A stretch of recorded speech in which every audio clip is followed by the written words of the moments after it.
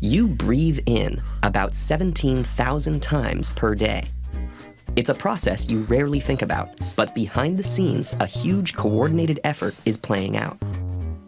Your vital organs, the gut, brain, bones, lungs, blood, and heart, work together to sustain your life by delivering oxygen to tissues throughout your body. Most of our cells need oxygen because it's one of the key ingredients of aerobic respiration. That's the process that produces a molecule called ATP, which our cells use to power their many incredible functions. But getting oxygen throughout our bodies is a surprisingly difficult task. Gas enters cells by diffusing in from their surroundings, and that only happens efficiently over tiny distances.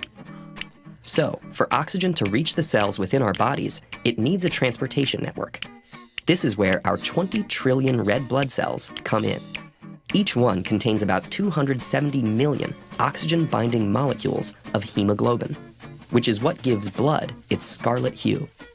To make these cells, the body uses raw materials that become available from the food we eat. So in some ways, you could say that oxygen's journey through the body really begins in the gut. Here, in an amazing display of mechanical and chemical digestion, food gets broken down into its smallest elements, like iron, the building block of hemoglobin. Iron is carried through the cardiovascular system to the body's hematopoietic tissue. This tissue is the birthplace of red blood cells, and it can be found enclosed within our bone marrow cavities. The kidneys regulate our levels of red blood cells through the release of erythropoietin, a hormone which causes marrow to increase production.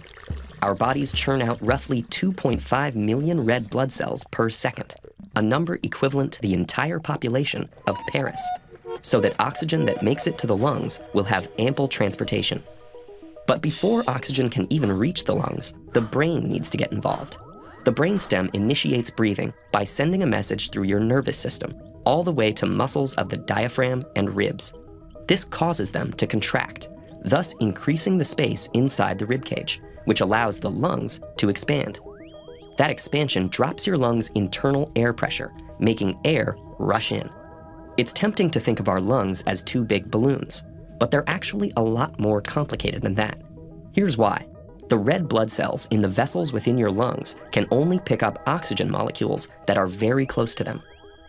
If our lungs were shaped like balloons, air that was not in direct contact with the balloon's inner surface couldn't diffuse through. Luckily, our lungs' architecture ensures that very little oxygen is wasted. Their interior is divided into hundreds of millions of miniature balloon-like projections called alveoli that dramatically increase the contact area to somewhere around 100 square meters. The alveolar walls are made of extremely thin, flat cells that are surrounded by capillaries. Together, the alveolar wall and capillaries make a 2-cell thick membrane that brings blood and oxygen close enough for diffusion. These oxygen-enriched cells are then carried from the lungs through the cardiovascular network, a massive collection of blood vessels that reaches every cell in the body. If we laid this system out end to end in a straight line, the vessels would wrap around the Earth several times. Propelling red blood cells through this extensive network requires a pretty powerful pump, and that's where your heart comes in.